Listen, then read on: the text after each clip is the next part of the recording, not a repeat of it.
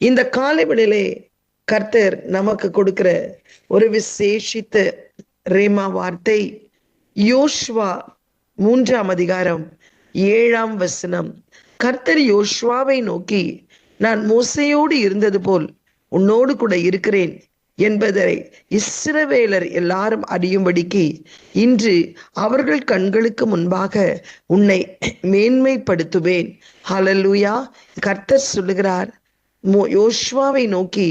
யோசுவா அந்த ஊழியத்தை எடுக்கும்போது, மோசே மரித்த பின்பு யோசுவா அத்தனை லட்சம் இஸ்ரவேல் ஜனங்களை பரம கானானுக்குள் கொண்டு போகக்கூடிய ஒரு அழைப்பை தேவனிடத்திலிருந்து பெற்றபோது கர்த்தர் யோசுவாவுக்கு வாக்களிக்கிறார்.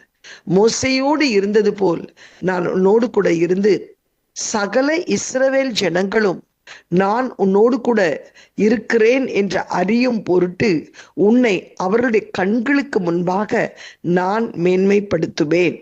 இந்த விசேஷித்த வாக்கு தத்தத்தை உன்னோடு கூட இருந்து எல்லா ஜனங்களும் உன்னை பார்க்கும்படி உன் குடும்பத்தை நான் மேன்மைப்படுத்துவேன், உன் ஊழியத்தை நான் மேன்மைப்படுத்துவேன், உன்னோடு கூட நான் இருக்கிறேன் என்பதை ஜனங்கள் பார்ப்பார்கள் என்பதற்கு யோசுவாவுக்கு இவ்வளவு ஒரு விசேஷித்த உன்னோடு கூட நான் இருக்கிறேன், உன்னை எல்லா ஜனங்களும் பார்க்கும் அறியும்படிக்கு நான் அவர்கள் கண்களை திறந்து உன்னை மேன்மைப்படுத்துவதை பார்க்கும்படி செய்வேன். இத்தனை விசேஷித்த ஆசீர்வாதம் யோசுவாவுக்கு கிடைக்க காரணம் என்ன? ஆண்டவரை யோசுவா அதிகாலமே தேடினான்.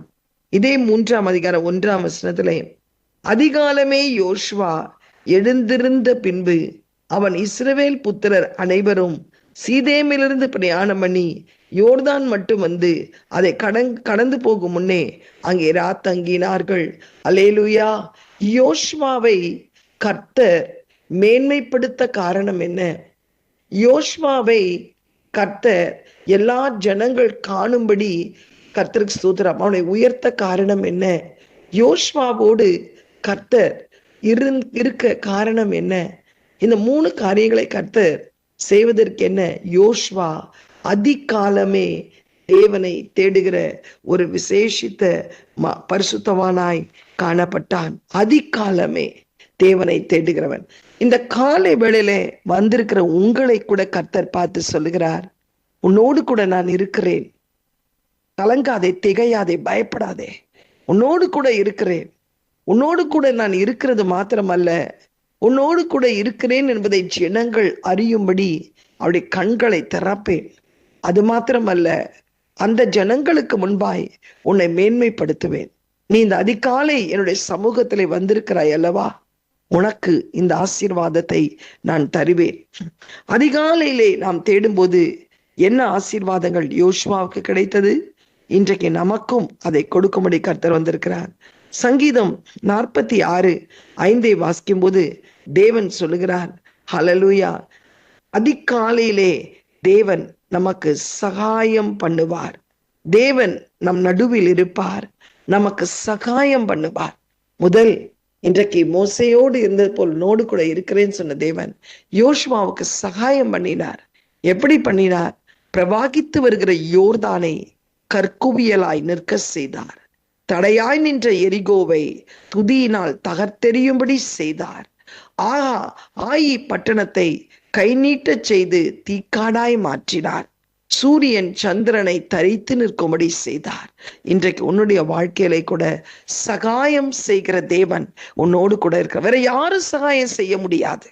உன்னுடைய பிள்ளைகளை எதிர்பார்த்து கொண்டிருக்கிறாய், சகாயம் வராது. சகாயம் பரத்திலிருந்து தான் வரும். உனக்கு சகாயத்தை கொடுக்கும்படி இந்த அதிகாலையிலே கர்த்தர் உன் நடுவில் இருக்கிறார். இரண்டாவது, அதிகாலையிலே வந்திருக்கிற உனக்கு புலம்பல் 3:22-23 சொல்லுகிறார். லாமெண்டேஷன்ஸ் 3:22-23 ஆண்டவர் சொல்லுகிறார், நாம் நிர்மூலமாகாமல் இருப்பது அவருடைய கிருபையே. ஹல்லேலூயா. இந்த கால வேளையிலே ஆண்டவர் அவருடைய விசேஷித்த கிருபையை உனக்கு தருகிறார். அந்த கிருபை ஏன் தருகிறார்? எந்த சூழ்நிலையிலும் நீ நிர்மூலமாகாமல் இருக்க கர்த்தர் உன்னோடு கூட இருக்கிறார். யோசுவாவுக்கு அந்த கிருபை தந்ததுனாலதான் 31 ராஜாக்களையும், கர்த்தருக்கு ஸ்தோத்திரம் உண்டாவதாக, 7 ஜாதிகளை முறியடித்து அந்த இஸ்ரவேல் ஜனங்களுக்கு கானானை பங்கிட்டு கொடுக்க முடிந்தது. எத்தனை கேள்விகள், எனக்கு இந்த நிலம் அந்த நிலம் என்று சொல்லி. ஆனாலும் நிர்மூலமாகாமல் தேவனுடைய கிருபை அவன் மீது அளவில்லாமல் இருந்தது நிமித்தம்தான் பங்கிட்டு கொடுக்க முடிந்தது. இன்னைக்கு உன்னுடைய வாழ்க்கையிலே கூட அநேக காரியங்களை நீ இழந்திருக்கலாம். ஆனால் தேவன் நீ நிர்மூலமாகாமல் இருப்பது அவருடைய கிருபையே என்றார். அதிகாலையிலே தேடுகிற உனக்கு ஒரு விசேஷித்த கிருபையை தருகிறார். அதிகாலையிலே தேடின உனக்கு சகாயம் செய்கிறார், கிருபை தருகிறார். மூன்றாவது, சங்கீதம் 101:8, Psalm 101:8, அக்கிரமக்காரர் உன் நடுவில் இராதபடி அதிகாலமே அவர்களை சங்கரிப்பார். இன்றைக்கு உன்னை சூழ அக்கிரமக்காரர்கள் உன்னை சூழ்ந்து கொண்டு உன் வாழ்க்கையை சூறையாட பார்க்கிறார்கள். உன் பிள்ளைகளுடைய வாழ்க்கையை சூறையாட பார்க்கிறார்கள். உன் குடும்பத்தின் ஆசீர்வாதங்களை சூறையாட பார்க்கிறார்களா? தேவன் சொல்லுகிறார், அந்த அக்கிரமக்காரர் ஒருவரும் இராதபடி அதிகாலமே நான் அவர்களை சங்கரிப்பேன் என்று கர்த்தர் சொல்லுகிறார். ஹல்லேலூயா, கர்த்தருக்கு ஸ்தோத்திரம் உண்டாவதாக. யோசுவாவுக்கு விரோதமாய் யுத்த களத்திலே நின்ற ஒவ்வொருவரையும், அந்த அக்கிரம சிந்தை உள்ளவர்களை கர்த்தர் அதிகாலமே சங்கரித்ததை நாம் பார்க்கிறோம். யாத்ரா 34:1-2 காலையிலே தேவன் மோசே இடத்திலே சொல்லுகிறார், அதிகாலையிலே நீ ஆயத்தமாகி என்னுடைய சீனாய் மலையின் உச்சியிலே ஏறி வந்து நீ உடைத்து போட்ட கற்பலைகளை நீரே செய்து கொண்டு எழும்பி வா என்று சொல்லுகிறார். ஆம், அதிகாலையிலே நாம் ஆயத்தமாய் இருக்கும்போது உடைந்து போன நம்முடைய நிலைமையை சீர்பொருந்த செய்கிற தேவன் நம்மோடு கூட இருக்கிறார். யாத்ரா 16:21 அதிகாலை வேளையிலே வானத்திலிருந்து மன்னா பொழியும், விடியற் காலத்திற்குள் அவனவனுக்கு வேண்டிய மன்னாவை நீங்கள் சேகரித்து கொள்ள வேண்டும் என்று கர்த்தர் சொல்லுகிறார். வெயில் ஏற ஏற மன்னா உருகி போகும். இந்த அதிகாலையிலே நீ தேடுகிற ஆசீர்வாதங்கள் நிலைத்திருக்கும் என்று கர்த்தர் சொல்லுகிறார். கர்த்தருக்கு ஸ்தோத்திரம். அதிகாலையிலே ஆசீர்வாதங்கள் இன்றைக்கு அதிகாலையிலே வந்திருக்கிற உன்னுடைய வாழ்க்கையிலே கர்த்தர் சகாயம் செய்யும்படி இருக்கிறார். உனக்கு கிருபை அளிக்கும்படி இருக்கிறார். அக்கிரமக்காரர் ஒருவரும் இராதபடி கர்த்தர் அதிகாலமே சங்கரிப்பேன் என்று சொல்லுகிறார். காலை வேளையிலே உன் வாழ்க்கையை சீர்பொருந்தும்படி உன்னோடு கூட இருக்கிறார். கர்த்தருக்கு ஸ்தோத்திரம். உனக்கு வேண்டிய மன்னாவை, ஆவிக்குரிய மன்னாவையும் உலகத்துக்குரிய மன்னாவையும் கர்த்தர் தரும்படி உன்னோடு கூட இருக்கிறார். எல்லாவற்றுக்கும் மேலாக கர்த்தருக்கு ஸ்தோத்திரம் உண்டாவதாக, மோசேயோடு இருந்தது போல் உன்னோடு கூட இருந்து உன்னுடைய எல்லா ஜனங்களுக்கு முன்பாக அவர் உன்னோடு கூட இருக்கிறதை அவர்கள் அறியும்படி உன்னை மேன்மைப்படுத்துவார்.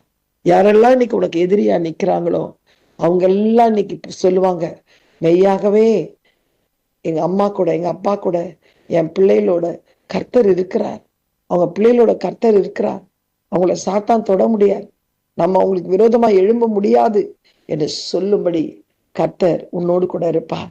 யோசுவாவுக்கு இந்த ஆசீர்வாதங்கள் கிடைத்த ஒரே ஒரு காரணம், ஒவ்வொரு நாளும் அதிகாலமே கர்த்தருடைய சமூகத்திலே நின்றார். அதிகாலமே வருகிற உன்னுடைய வாழ்க்கையிலே இந்த காரியங்களை கர்த்தர் செய்வார். சங்கீதம் 5:3 Psalm 5:3 காலையிலே கர்த்தருடைய சத்தத்தை கேட்கும்படி நான் ஆயத்தமாய் இருக்கிறேன். அவருடைய சத்தத்தை கேட்கும்படி நீ ஆயத்தமாய் வந்திருக்கிறாய் அல்லவா? உன் வாழ்க்கையிலே நிறைவான ஆசீர்வாதங்களை கர்த்தர் தருவார். கண்களை மூடி ஜெபிக்கலாமா? எங்களை அதிகமாய் நேசிக்கிற நல்ல தகப்பனே, இந்த காலை வேளையில நீர் கொடுத்த நல்ல ரேமா வார்த்தைக்காய் ஸ்தோத்திரம். இதோ கர்த்தர் மோசையோடு இருந்தது போல் உன்னோடு கூட இருப்பார். அவர் உன்னோடு கூட இருப்பார் என்பதை ஜனங்கள் அறியும்படி அவருடைய கண்களை திறப்பார். கர்த்தர் உன்னை மேன்மைப்படுத்துவார். அதற்கு காரணம் அதிகாலமே ஆண்டவரே, யோசுவா தேடினது போல் நாங்களும் அதிகாலையிலே உம்முடைய சன்னிதானத்திலே வந்திருக்கிறோம் அப்பா. ஆண்டவரே, உம்மை தேடும்படி கடந்து வந்திருக்கிறோம் அப்பா.